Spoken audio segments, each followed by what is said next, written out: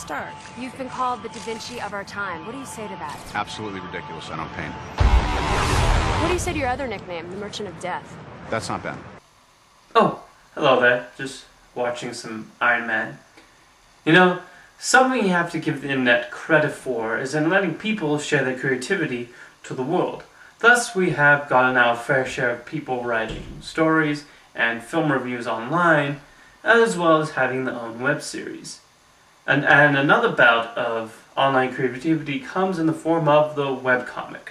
Before, if you had a comic book series you wanted to share with the world, you had to go through the grueling process of sending them to a newspaper syndicate and waiting patiently to see whether they would publish it or not.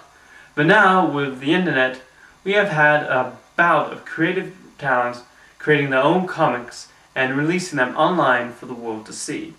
There are many great ones out there, but my personal favorite, which I've been reading for the past 2.5 years now, is Theater Hopper. What is Theater Hopper, you ask? Well, let's take a look then, shall we? Theater Hopper is the creation of Tom Brazelton, and it presents an over-exaggerated version of himself and his family and friends. Tom is a film fanatic, prone to making sarcastic comments about upcoming releases, dressing up in costume for opening day, and pretty much annoying everyone around him with his constant nitpicking or praising the films he sees. Nonetheless, he is a likable character, as we all have a little bit of his personality in a lot of us. I mean, who doesn't get depressed by the lack of good releases in January? Sigh. Still feeling blue? Yeah. You know, I read an article by a UK psychologist who specializes in seasonal disorders. He theorizes January 24th is the most depressing day of the year. Maybe you're feeling the after effects of that. Really? It's hard to imagine how. And of course, Tom, like a lot of other people, has his own fanboy obsessions, most notably with Iron Man. Hey Cammy, sorry to bother you, but I forgot my code. No problem, Jared. Let me get it. How was Iron Man? Oh, it was excellent. I had a great time. That's good to hear. Where's Tom? Oh, he loved the movie so much, he insisted on staying for the next showing. He said he'd catch the bus home. Oh, I guess I should expect him later then. Sir, you have to leave the theater. We're closing now? No! I live here now. Tony Stark said I could. In addition to going to the cinema by himself, Tom also goes with a couple of cohorts. His wife Cammy shares just as many similarities as they do differences, particularly in regards to chick flicks or anything starring Julia Roberts, which Tom tries as hard as he can to avoid. New Moon is coming out on Friday. Excited to see it? Hang on, let me check something first. Nope, not a teenage girl. Pass. Nonetheless, she is supportive of him and his fanboyism as much as possible, thus leading to what I think is one of the strongest comic strip relationships I've ever read. Tom's partner in crime is Jared, who continually goes with him to see the newest film, and is usually the only one who can muster the same excitement in dressing up in costumes. Jared's other notable character trait is that he has to have a celebrity to hate and beat on. For the first 5 years in the series, Jared hated Ben Affleck to the point where the actor built a series of robots to avoid him, but soon his hatred changed to a different celebrity. Shia LaBeouf? Seriously? The kid's been in like 3 movies. What is that I hate? Oh, there's plenty to hate about Shia LaBeouf if you look hard enough. I hate that his character replaced Bill Murray in Charlie's Angels Full Throttle. I hate that I have to look up how to spell his name when I want to write an angry letter. I hate that his name is a combination of Hebrew and French that translates into thank God for the beef. I hate that he might be French.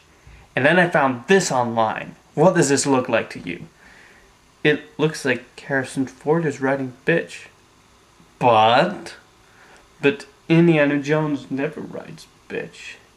Exactly. Finish him. Cartoon violence.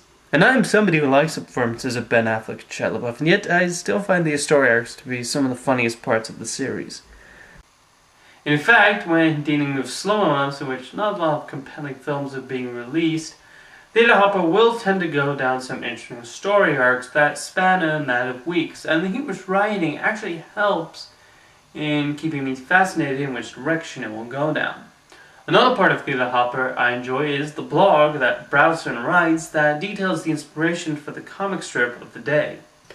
And sometimes the comic won't involve Tom at all. Take, for instance, this strip looking at the ridiculous release date for Rob Zombie's Halloween remake. We have Rob Zombie's remake of Halloween in the can. Now, all we need to do is release it on October 31st and watch the money roll in. I think we need to release it on August 31st instead. Give the hardcore horror fans plenty of opportunity to see it for the big spooky holiday. No offense, sir, but the movie is called Halloween. Opening it in late August doesn't sound like the best idea. That's like opening Independence Day in early May. Is that a carved pumpkin on your desk? I'm a busy man who celebrates his holidays early. Now get out!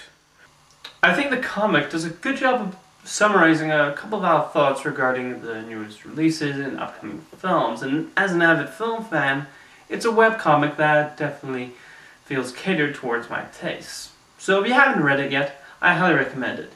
Just go to theaterhopper.com and go through almost 8 years worth of strips, which are updated every Monday, Wednesday, and Friday. Believe me, they're that good and worth the read.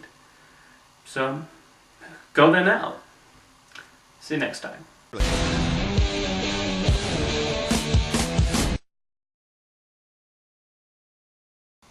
In fact, when dealing with slower months in which not a lot of compelling films are being released, Theater Hopper will tend to go down. So, boom, no.